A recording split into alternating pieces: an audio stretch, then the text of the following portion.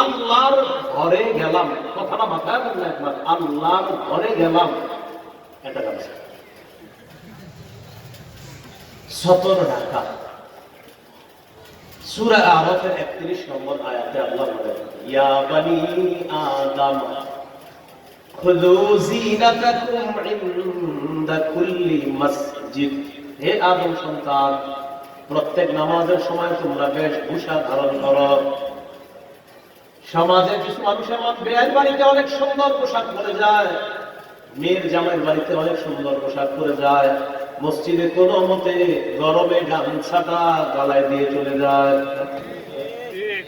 দেশ গ্রামে আপনাদের এলাকায় হয়তো নাই, আপনার গোসল করে উঠে গামছাটা গেলি চলে যায়। হ্যাঁ, শোনা না কথা, এই বয়ানে ভুল বুঝবেন না, গামছা বলে যারা এতদিন আসতেন কালকে হিসেবে আপনি আবার এরকম যেন না হয় খুব হ্যাঁ কইছে বয়ানে গামছা বলে মসজিদে যাবো না, আর যাবই না, বা আপনার পায়ে ধরে আপনি গামছা বলেই আসেন, নামাজ ছেড়ে আপনি গামছা বলেই পড়েন।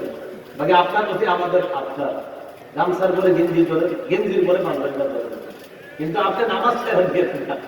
আমার বয়ানের বিষয় এমন না আপনি নামাজ ছেড়ে দিবেন, নাউযুবিল্লাহ। আমার বয়ানের কারণ যদি বলেন, আপনি বললেন কেন আমি আর আসবো না, আমি গামছা করে হইলে আসবো, চলে আসবো, ভাই আপনি গামছা বলে আসেন, মসজিদে আসেন, উদ্দেশ্য হলো আল্লাহ তাআলা বলছেন নামাজের সময় বেশভূষা ধারণ করো, সুন্দর পোশাক পরো, উত্তম পোশাক পরো।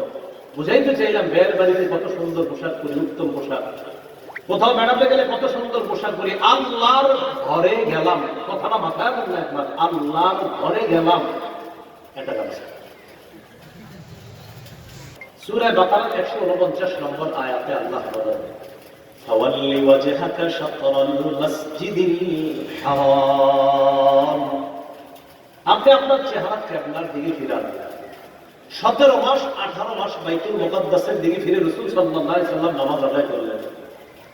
বারবার আসমানের দিকে তাকায়, মুখ দিয়ে কিছু বলে না, মনে মনে নবীর চাওয়া হলো আল্লাহ যদি কিবলাটা কাবার দিকে করে দিত। সুবহানাল্লাহ।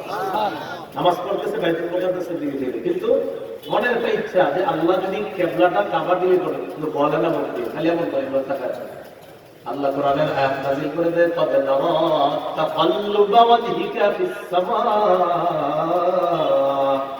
নবী আপনি যে বারবার আসমানের দিকে মাথা উঠান, আমি কিন্তু ব্যাপারটা দেখি। আপনি কেন মাথা উঠান এটাও আমি জানি, আপনার মনের খবর তো আমি জানি, ঠিক আছে। ফালানুওয়াল্লিয়ান্নাকা কিবলাতান তারদাহা।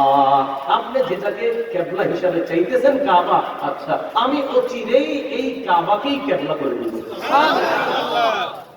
নবী যে নামাজে দাঁড়ায়, যোহর বা আসরের নামাজ দাঁড়ানোর পর 2 রাকাত বাইতুল মুকাদ্দাসের দিকে ফিরে পড়ে ফেলছে নামাজ।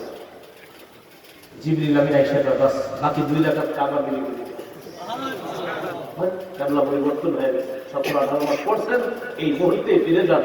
রাসূল সাল্লাল্লাহু আলাইহি সাল্লাম সাহাবীদের তিনি ওই মুহূর্তে বাকি 2 রাকাত কাবার দিকে ফিরে পড়ছেন। সুবহানাল্লাহ। এইজন্য এক নামাজ 2 কিবলার দিকে ফিরে পড়েছিলেন, এক নামাজ 2 কিবলার দিকে ফিরে পড়েছিলেন। রাসূলের ইচ্ছা কাবা কিবলা হয়ে যায়। যাই হোক, আমাদের কিবলা কোনটা? কাবা। বলেন আমাদের কিবলা কোনটা?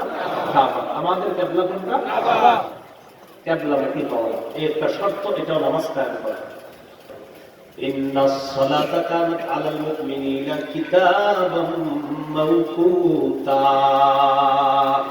সবাই মিলেমিশে অনুবাদ করে চলে, নিশ্চয়ই মুমিনদের উপর সময় মতো নামাজ পড়া ফরজ। নিশ্চয়ই মুমিনদের উপর সময় মতো নামাজ পড়া ফরজ। মানে ফরজ নামাজের কথা আল্লাহ তাআলা বলেছেন।